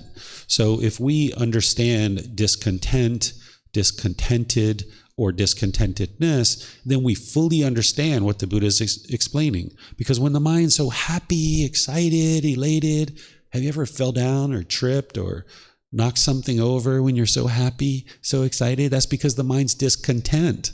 It's discontented. It's discontented. It's the mind shaken up. Same thing when it's angry or sad or frustrated. The mind's discontent. It's shaken up. And the same thing when there's the neither painful nor pleasant feelings of that person sitting next to you and your body's touching their body. Your mind's discontent. It's discontented or discontentedness. So using that word, it explains all three feelings. But if we use suffering, it only explains the painful feelings. If you didn't understand that the conditioned pleasant feelings are part of the problem, you wouldn't be able to eliminate the painful ones. So by the time the mind gets to enlightenment, the mind's experiencing unconditioned joy and happiness, but you're not experiencing these conditioned feelings going up and down and up and down. The enlightened mental state is permanent. Once your mind is peaceful and joyful in the enlightened mental state, it will never go back to being angry or sad or frustrated ever again. So this is the second universal truth. The third universal truth is called non-self. This is where you understand this universal truth is the solution to one of the problems that the Buddha discovered. There's those 10 individual problems. They're called the 10 fetters. What a fetter is like a shackle around your ankle with a chain and a ball, and it keeps someone trapped as a prisoner. And these 10 fetters that the Buddha discovered, these 10 pollutions, it's keeping the mind trapped in the unenlightened state. And what you're working to do is eliminate these 10 fetters from the mind on the path to enlightenment. Some people refer to them as fetters or taints or pollutions or defilements. These 10 individual pollutions is what's keeping the mind in the unenlightened state. So by the Buddha providing you tools and techniques to eliminate these pollutions, that's where you'll see the peace and the liberation and the freedom in the mind and the joy coming in, because you're getting rid of these pollutions. You're purifying the mind. So one of the first pollutions is called personal existence view. And this universal truth of non-self is the solution to helping you eliminate personal existence view from the mind, this pollution. The personal existence view is where the mind is clinging to this body or this mind, thinking that this is who you are. The mind in the unenlightened state will cling to this self-image and this self-identity, thinking that this is who you are. So now there's a certain self-image that you want to project in the world. And then when people perceive you that way, and you're having agreeable contact based on the way you want to be perceived in the world, you will have pleasant feelings like happiness, excitement, and others. But then when you experience disagreeable contact about your self-image or your self-identity, you will experience painful feelings. So let me give you some examples. You see I wear these white clothes, right? Say somebody says, "Oh, David, you're so handsome with those white clothes. It brings out the colors of your eyes." Oh, wow. Maybe you get pleasant feelings. You feel so happy that somebody is noticing your clothing if this is the way you want to be perceived in the world. But now it's only a matter of time before someone says something degrading and disparaging, because you can't control what other people do. All you can do is control your own mind. So if you allow your mind to get conditioned pleasant feelings when somebody says something agreeable to you, then when somebody says something disagreeable, you'll get sad or angry or frustrated, because the mind's craving for permanently agreeable things, permanent comfort, when this isn't possible. So another example might be is if you spill chocolate ice cream or pizza sauce on your clothing, you might have got embarrassed in this situation because you're not being perceived in the world the way you want to be perceived. Or if you get a wrinkle, or if you get a pimple or a mole or a freckle somewhere that you don't want it to have happen, or if you get a gray hair, or if you start losing your hair, you might feel shaken up by that because you're not being perceived in the world the way you want to be perceived. And this is the personal existence view where the mind's holding on to this body, wanting to be perceived a certain way. Or if you get a little bit of extra fat somewhere, if you think that this body is you, when that fat comes on, you might be like, I don't like this. I don't like the way I look. And you might feel discontent going out into the world because you're not being perceived the way you want to be perceived, because the mind is falsely believing that this body is you. When the Buddha is saying, no, this body isn't you. And then the same thing is happening with the mind. There's a certain self-identity, your culture, your ethnicity, maybe your sexual orientation, maybe your job or some role you fulfill in society. The unenlightened mind adopts this as who you are. This is your personal existence view. And now, when you hold on to that and you cling to that in your mind, again, if you hear agreeable things, you'll get pleasant feelings. If you hear disagreeable things, you'll get painful feelings. So let's just say you're from America or from Jordan or from China or India, or I'm not sure where all of you guys are from, but whatever country you're from, oftentimes the mind will adopt, I am American, or I am Chinese, or I am Dutch, or I am Indian, or I am Russian. This I am, right? Or I am a boyfriend, I am a girlfriend, I am an electrician, I am a doctor, I am a taxi driver. This I am, I am. Well, now if you hear someone says, all Americans are lovely and kind and friendly. Well, if your mind identifies that way, pleasant feelings. They're talking about me because that's my identity. But now it's only a matter of time before somebody says something degrading and disparaging. And again, you can't control what other people say. So you might be out at a restaurant, sitting at a table, minding your own business, eating, and the next table next to you having a conversation, and they're talking in degrading, disparaging ways about your culture, your ethnicity, your sexual orientation, or some other identity that you have in your mind. And now you'll feel sad or angry or frustrated because the mind holding on to this identity, they're talking about me, right? So what you can do is liberate the mind from this. Okay, if you had a certain role in society, maybe you had a certain job, like I am a police officer, or I am a Buddhist teacher, or I am an electrician. While you were doing that and you were identifying with that role of who you are, you might have had pleasant feelings. But then say you lost your job, or you quit your job, or you got laid off, or the company went out of business, or you choose to leave from the company that you worked at. You might have really struggled during that time because you felt like a part of your identity was missing. A part of you was gone because you identified with this job as who you are. And the Buddha is saying, no, that's not you. That's not who you are. Or if you were in a relationship with a boyfriend, a girlfriend, a husband, or a wife, and something happened and the relationship's over. Maybe you guys decided to split. Maybe you guys went your separate ways. Maybe there was a death or something like this, and you guys are no longer together. Well, if you identified with I am a husband, or I am a wife, or I am a boyfriend, I am a girlfriend, during that time where the relationship was over, you might have struggled and felt like you wanted to hurry up and get right back into another relationship because you felt like a part of you was missing. Because I'm no longer a boyfriend, I'm no longer a girlfriend, I'm no longer a husband, I'm no longer a wife. And now part of your identity is no longer there. It's no longer intact. So the mind can struggle during this period of time because of its personal existence view, thinking that this body or this mind is who you are. There's a certain self-image or a certain self-identity in the mind that the mind's clinging to.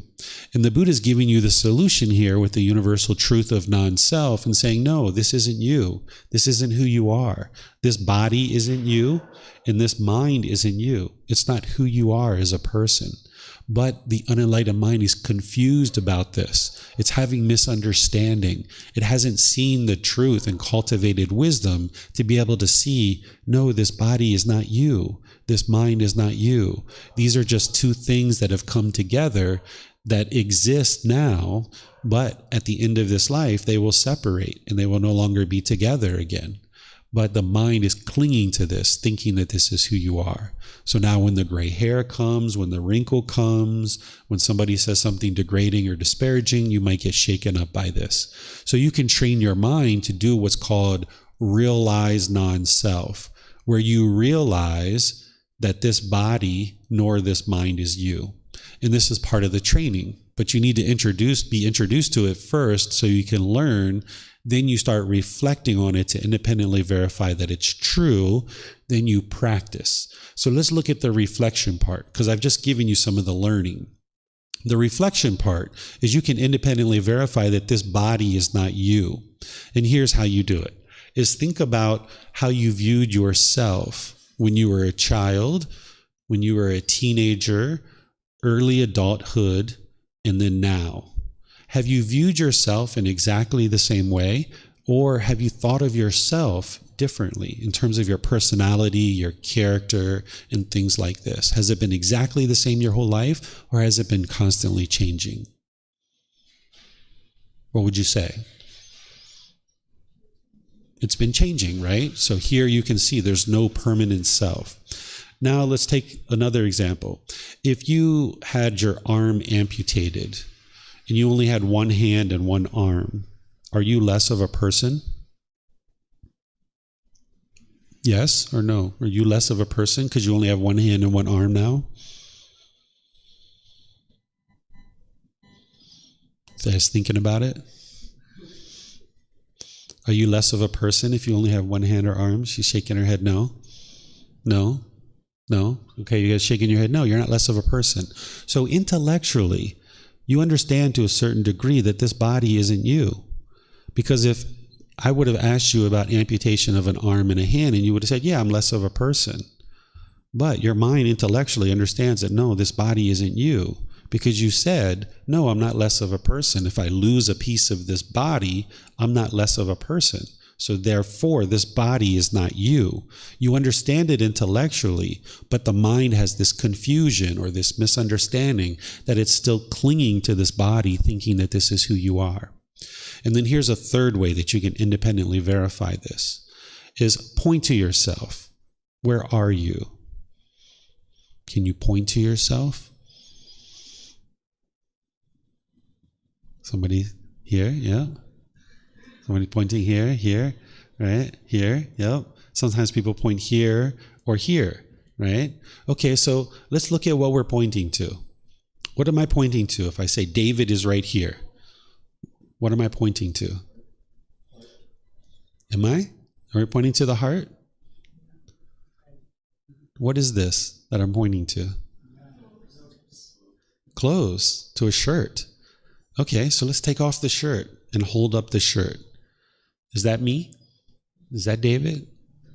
Is the shirt you? No, that's not you. Okay, throw away the shirt. Point, where are you? Pretend like you don't have a shirt on, okay? Well, we point, okay? What are we pointing to? Skin. Pointing to skin. So let's take off the skin and hold the skin up. Is that you? Is that who you are? The skin?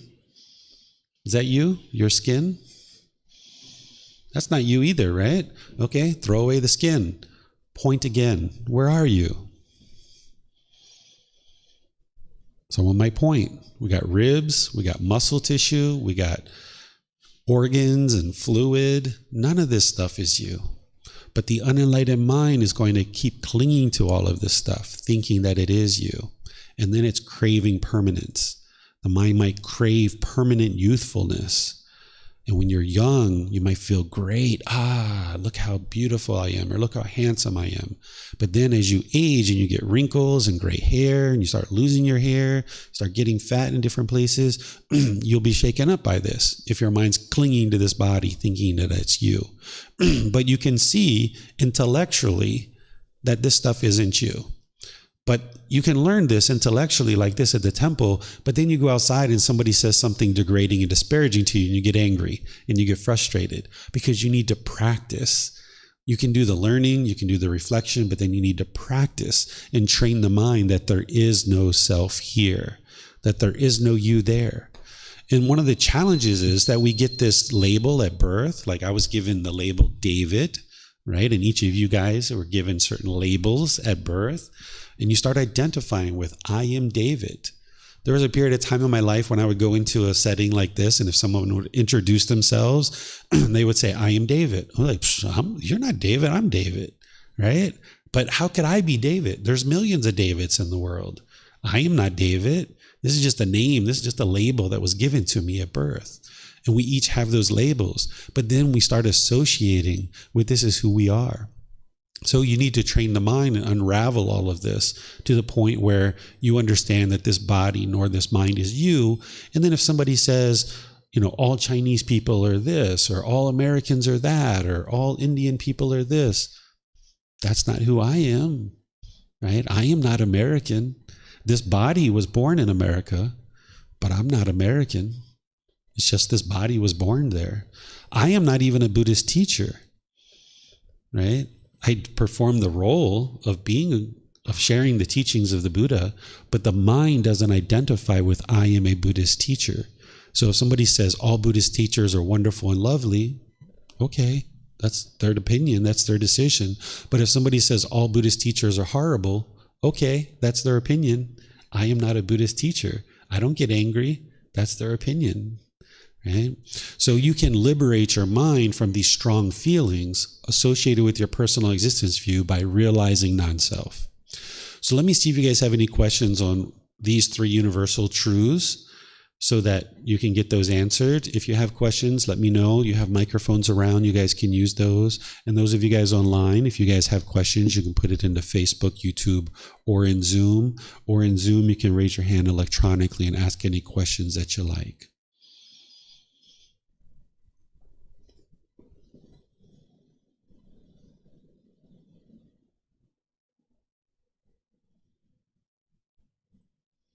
Okay, I'm not seeing any questions anywhere. So let's go to this next little building block, and then we'll go into the Four Noble Truths, which is where you can have this real breakthrough. Craving, desire, attachment, also described as expectations, wants, holding, grasping, clinging. This is a certain aspect of the mind where it's longing and yearning. It's chasing after things. It's wanting things to be a certain way. The mind thinks that the next new shiny object waiting around the corner is going to provide some kind of lasting satisfaction. It feels like the mind's pulling towards the objects of your affection. This is something that's happening inside the mind. It's not the object itself. It's what the mind's doing when it's chasing. So if you're in the mall and you see that brand new pair of shoes, you're like, oh, I just got to have that new pair of shoes. Oh, I just know, let me just get those new pair of shoes. Or that new mobile phone, or the new computer, or some article of clothing or something, video game. The mind's chasing, thinking this certain thing is going to provide some kind of lasting satisfaction. So it chases after it. It might be a new job that you chase after. It might be a boyfriend or a girlfriend or something else. The mind just chases and chases and chases, thinking that it's going to provide some kind of lasting satisfaction. Do you guys know what I'm talking about? The mind pulling towards something, thinking that this external thing is going to provide some kind of lasting satisfaction. You experienced this before? Yeah? Okay, this is a craving, desire, attachment. This is different than how you might define this in modern language and the way that you talk normally, but you need to understand it in these terms in order to now understand the Four Noble Truths. The Four Noble Truths are going to explain to you the problem, the cause, the elimination, and the path forward. The problem in the unenlightened mind is the First Noble Truths. This is discontentedness, those conditioned feelings, the pleasant feelings, painful feelings, and neither painful nor pleasant. The mind going up and down and up and down. They're conditioned feelings that the mind can only be happy if it gets what it wants. But then it's going to get sad if it doesn't get what it wants. So that's the problem, is that the mind is experiencing this anger, sadness, frustration, irritation, annoyance, guilt, shame, fear, boredom, loneliness, shyness, resentment, jealousy, displeasure, all of these discontent feelings. That's the problem. The second noble truth is explaining the cause of the problem. Discontentedness is caused by craving, desire, attachment, because the mind wants things to be permanent when everything around you is impermanent. So I'll say that a few times and give you some examples. Those conditioned feelings of happiness, excitement, elation, those pleasant feelings, those painful feelings, and neither painful nor pleasant, the discontentedness is caused by craving, desire, attachment, the longing, the yearning, the chasing after the objects of your affection, wanting them to be permanent when everything around you is impermanent. So let me give you an example. If you've been in a relationship with a boyfriend or a girlfriend or a husband or a wife, and you guys first got together, you got all these pleasant feelings. based on the condition that this person is giving you some affection. Maybe they're calling you, they're sending you text messages, you're going out to the movies, to dinner, maybe you're having intimate contact, sexual contact, you're getting all these pleasant feelings based on this relationship. But then over time, the relationship ends for whatever reason, right? You guys separate. Now you experience painful feelings, maybe angry, frustrated, sad, irritated, some other feeling. Maybe you miss this person. Maybe you feel lonely without them, right?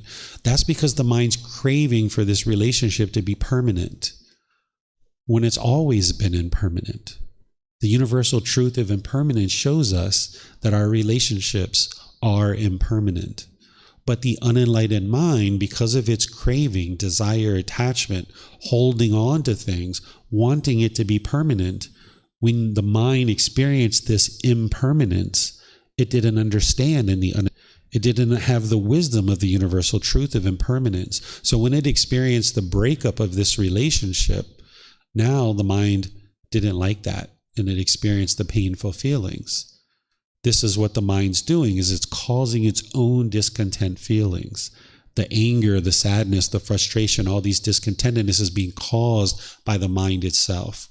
Here's another example. Say you have a brand new car and you worked really hard to get this brand new car, and now you've got this brand new car and you feel all these pleasant feelings because you got this brand new car.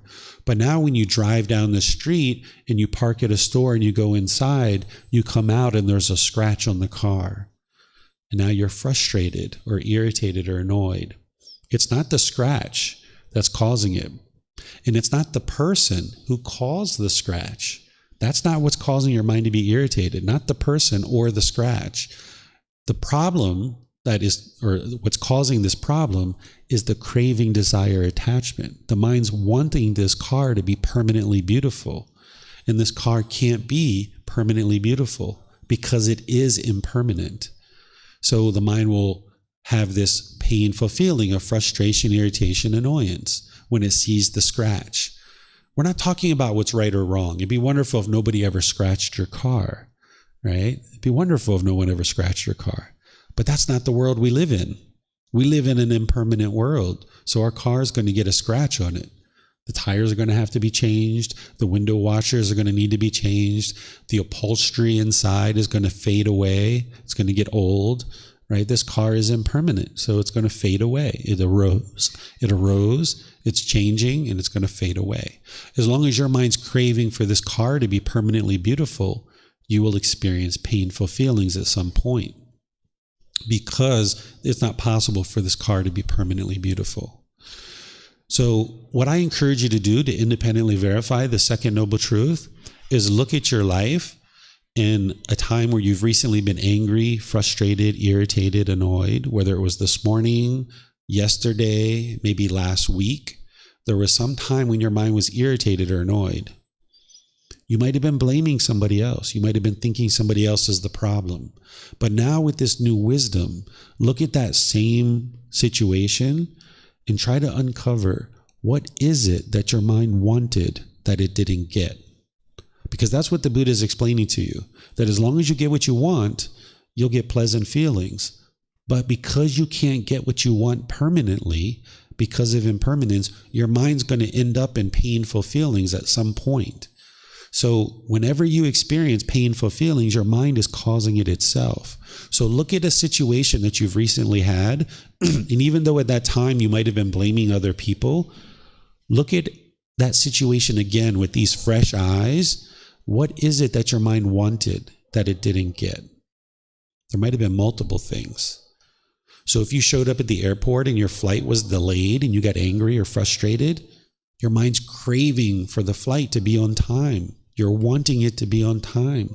And it's not possible for every flight to be on time. It's just not possible because of impermanence. If you live with a roommate or a friend and you came home the way you wanted it to look and you got angry and frustrated, that's because you just damaged a relationship.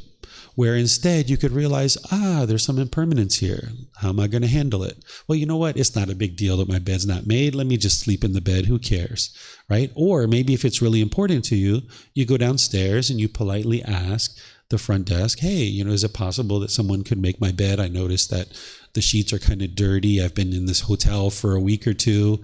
Is there someone that can change my sheets?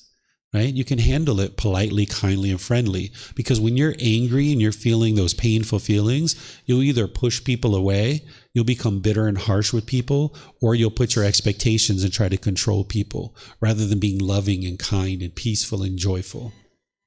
So you can investigate this and see the truth for yourself through the second noble truth that your mind is causing its own discontent feelings. As long as you have wrong view, you'll blame other people and you'll never solve your problem. But if you can accept responsibility and see the truth that your mind is causing its own discontent feelings, then you can solve it. It's not about who's at fault. It's not about blaming anybody.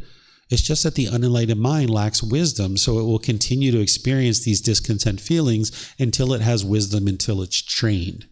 It's going to keep experiencing these discontent feelings. So it's not about who's at fault or who's wrong or right. It's just about seeing the truth and then implementing the training to fix it. And that's what the third noble truth is explaining, that the discontentedness can be eliminated by eliminating craving, desire, attachment. And the Buddha provides you the tools and the techniques of how to do this through the Eightfold Path. That's what the fourth noble truth is. The fourth noble truth is explaining to you that the way to completely eliminate your discontentedness is the Eightfold Path. This is the core central teaching where the Buddha provides you all the tools and techniques that you need in order to eliminate your discontent feelings. And one of those tools is the meditation that we did this morning. Right? That's one of the tools to train the mind to let go. Because what craving, desire, attachment is, the mind holds on. It wants things to be permanent. So when your mind's moving off the breath, you're cutting that off and letting it go. So then your mind can be at peace. So when you go to your hotel room, if you see that the bed isn't made and you feel the anger starting to arise, you can cut it off and let it go. Or if you want your mom or your dad or your brothers or your sisters to do things a certain way and you feel the anger arising, you can cut it off and let it go. Eventually, when you eliminate all your craving, desire, attachments through the Eightfold Path, there won't be any anger. There won't be any frustration because you've eliminated the causes and conditions that are producing these discontent feelings. You've eliminated all your craving, desire, attachment. The mind no longer is longing, yearning for things to be a certain way. And that's the gradual training, the gradual practice, and the gradual progress that you need in order to fully transform the mind to get to that point. But the first step is right view, is establishing right view to be able to understand what the right view is your mind's causing its own discontentedness. If it's everyone else that's causing the mind to be angry and frustrated, you're going to need to train 8 billion people to do things your way. It's just not possible, just not realistic.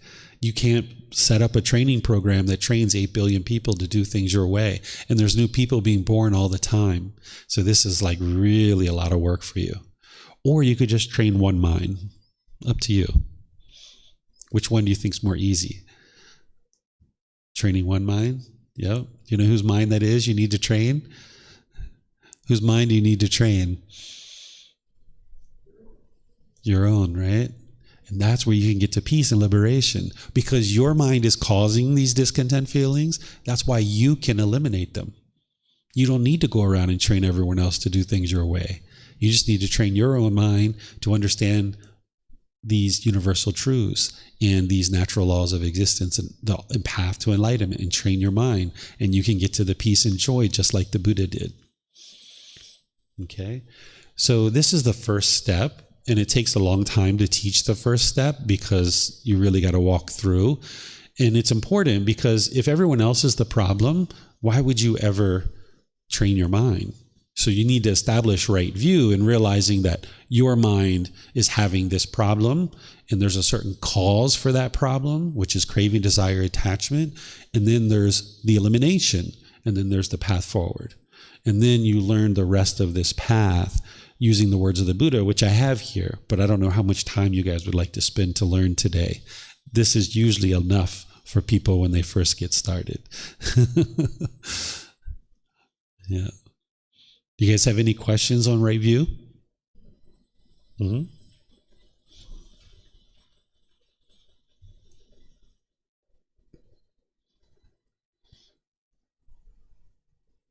I kind of forgot what my question is.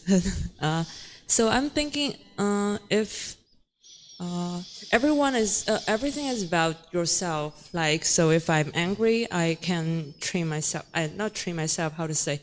Like, it's the anger is on me. Like how? So I mean, because anger exists because you feel like you need to defend yourself. Like, I feel like if everything is about you, how can you like defend yourself? Like when other people like hurt you and then you don't have, I mean, if you just, okay, it will, give some time and it will, how to say, like you will, I don't know, like follow what you just told me. Yeah. I feel like you don't have power to fight it back or fight for yourself, or like how can you, if everything is just about yourself, like I don't even want to like work for society or anything, because everything is just about me. For example, if I'm a girl and I get sexual harassment by other people, just for example, and like, okay, if it's all on me, then I don't even need to like, it's other people's fault. It's all on me. Then I'm not sure I explained it quite clear. My question, yes. So let me answer what I think you're asking, and then if I'm not quite getting what you're interested in learning, just ask more questions. Okay. So if somebody's experiencing anger, frustration, all these discontent feelings, the mind is causing it itself. But there's a certain environment that we know to be safe and comfortable, right? So if you were in a work environment and there's sexual harassment, if the mind is angry and frustrated, the mind is causing that itself. And as long as the mind is angry and frustrated, you'll have difficulty solving that issue. Because while the mind is causing its own anger and frustration, it's still wise to exist in a world where there isn't sexual harassment. So you have a choice to make in an environment where maybe there's sexual harassment, right? You can either choose to leave the work environment and go get a job somewhere else, or you could choose to maybe address it in that particular environment that you're working in. Maybe it's a long-term job. You've been there for 15, 20 years. You've got a lot of time invested in this career, and leaving from that job isn't realistic, and you'd rather stay at that particular company.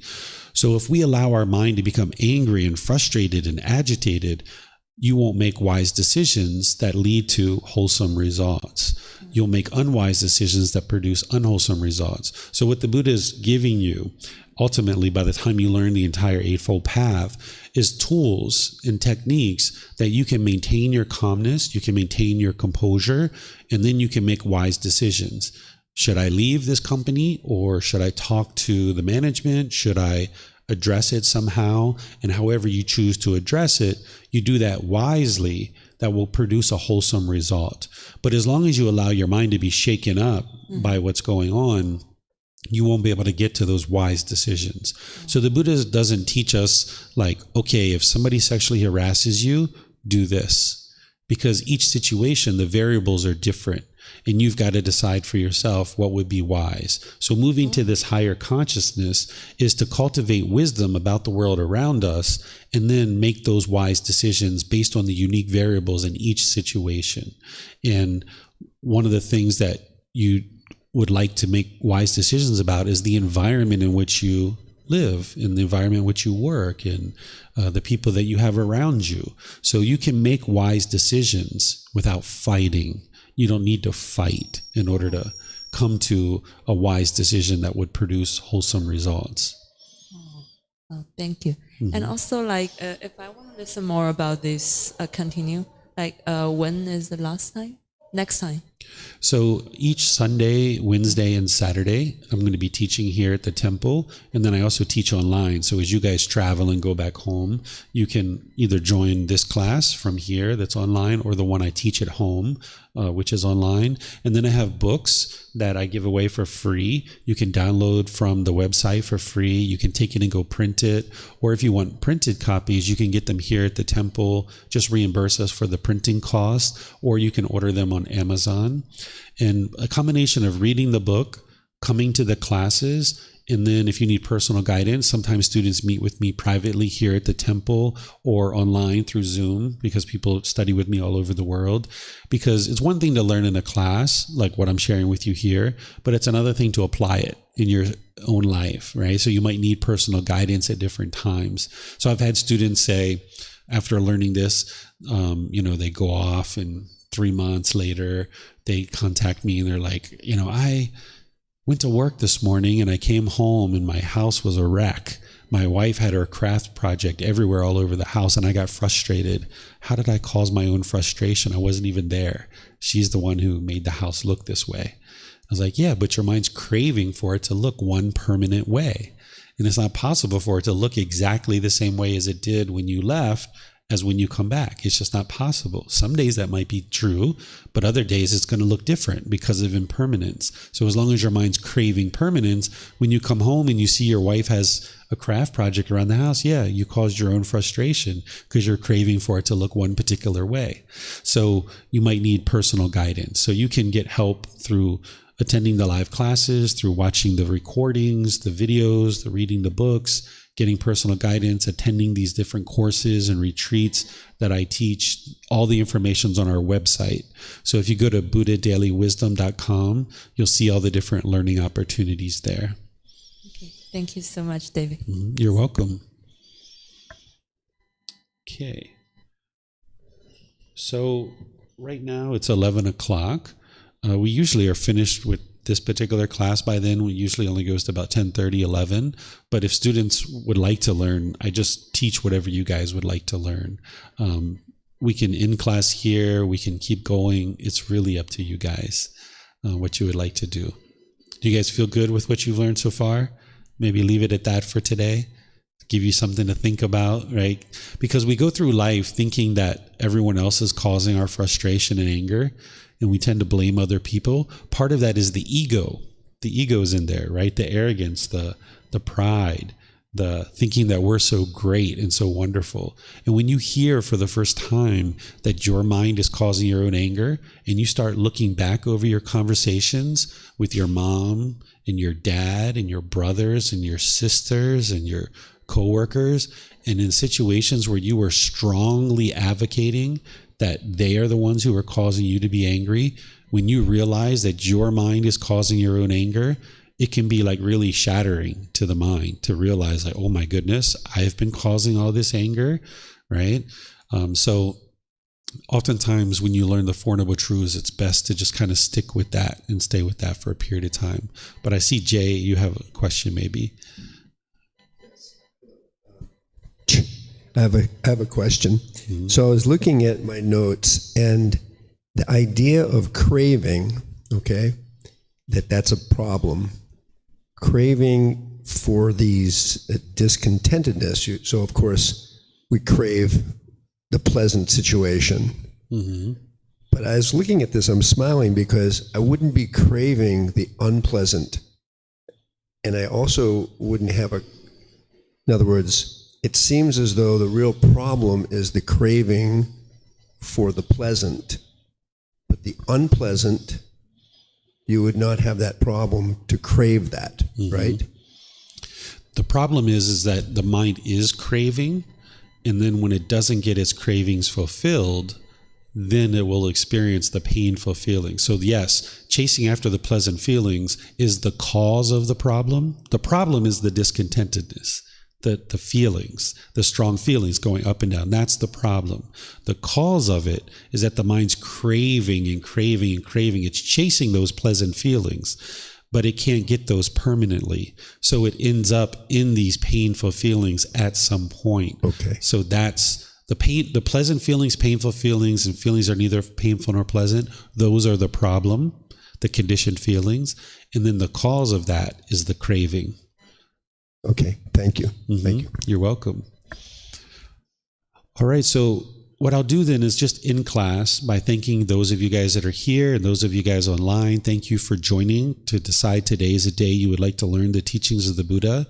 As I mentioned, I have various courses, classes, retreats, and different programs that you guys can learn in. It's all available at no cost. Even the personal guidance you can learn at no cost. So there's nothing obstructing you from being able to get to this enlightened mental state other than your own determination, your own diligence, your own dedication to decide that you would like to progress forward. So I'm here to help you guys. Just let me know what help you need and how you would like to get started. I can guide you towards the resources and the support that you need. If you'd like to come to our Sunday class, on Sunday, we're going to be in chapter 6 of this book, Developing a Life Practice, The Path That Leads to Enlightenment. It's the very first volume of the book series, and that's a program that people usually start in, is the group learning program. So you guys are welcome to attend on Sunday and Wednesdays. On Saturdays, we do what's called our Pali Canon and English study group, where we study the original words of the Buddha more as a study group. And there, we're studying volumes 2 through 13 of the book series. And you guys might decide to start in like a foundational program, like the group learning program, or some of our other various courses and retreats. And then as you need help, just let me know what help that you would like. And I'll just thank all of you guys for joining and wish you a very wonderful and lovely rest of your day. Thank you so much. Sawadee krap. Sawadee krap.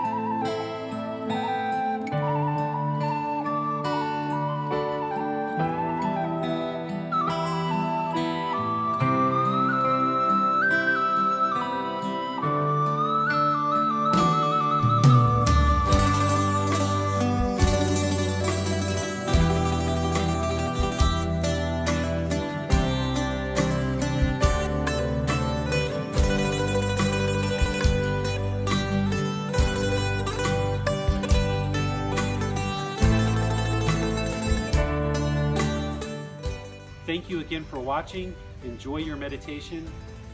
Look forward to seeing you online and answering any questions that you might have. Thank you so much.